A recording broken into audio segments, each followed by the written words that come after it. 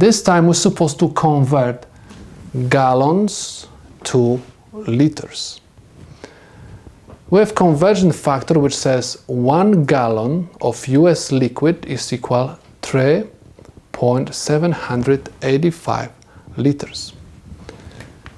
We have to rewrite this problem as 76.34 gallons, and we're supposed to use the conversion rate.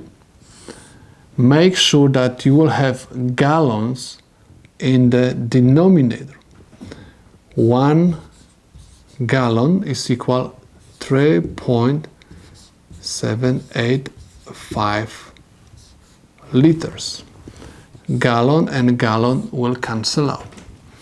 Your problem looks like this right now. 76.34 times 3.785 liter. Plug in these values into the calculator, multiply them together, and you will obtain the answer 288.94 liters. This is the solution to my problem. It means that 76.34 gallons is the same amount of liquid as 288.94 liters. This is the solution to my problem.